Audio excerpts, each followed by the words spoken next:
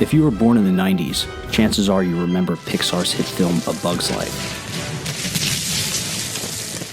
The story follows the life of Flick, an ant who ultimately wins over the colony by devising a way of ridding the ants of Hopper and his team of other grasshoppers, who control the ants by charging them an offering in return for protection from other, bigger bugs. For ourselves. Listen, if you don't keep your end of the bargain, then I can't guarantee your safety, and there are insects out there that will take advantage of you. Someone could get hurt.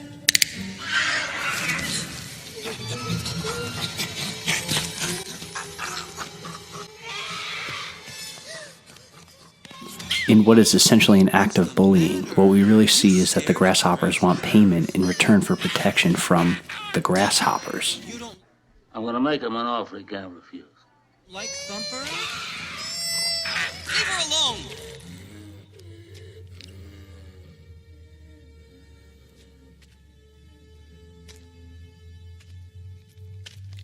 Now, when we look at a story of a movie like this, it's easy to overlook the basic premise of the story itself.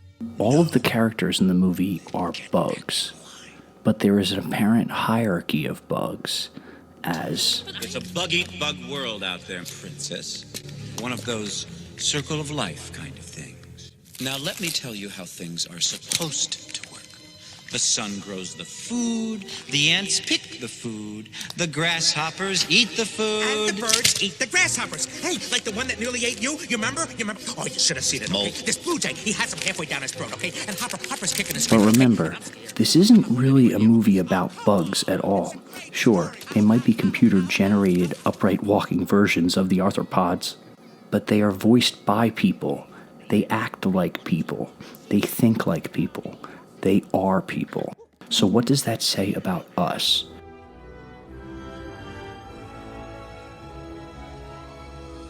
There was that ant that stood up to me. Yeah, but we can forget about him. Yeah, it was. There is no doubt an overt message to the film.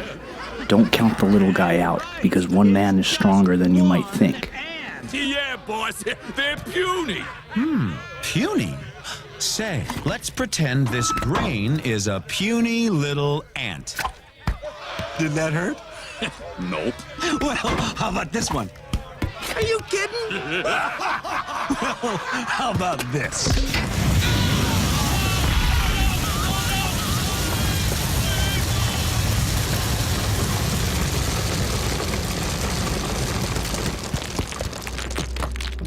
You let one ant stand up to us, then they all might stand up. Those puny little ants outnumber us 100 to 1. And if they ever figure that out, there goes our way of life. It's not about food. It's about keeping those ants in line. But there is a more subtle message alongside this one in this film. That we, the public, the common man, actually are being unnecessarily oppressed.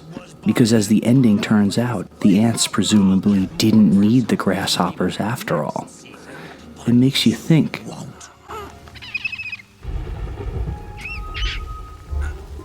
Well, what's this? Another one of your little bird tricks? Yep. Are there a bunch of little girls in this one too? Hello, girls! We today certainly have a hierarchy of our own. And if we, the workers in the US, the ants, the ones who produce and create and add value, then who are the grasshoppers to us? Remember, Hopper is the enemy. He's ruthless. We even watch him kill another one of his own. So who does he exactly represent?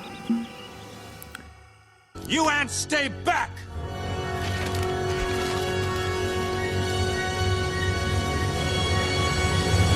Oh, this was such a bad idea. You see, Hopper, nature has a certain order. The ants pick the food, the ants keep the food, and the grasshoppers leave. I'm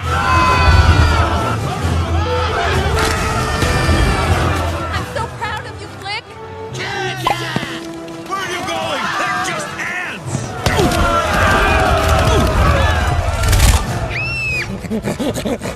No! Bad grasshopper! Bad grasshopper! Go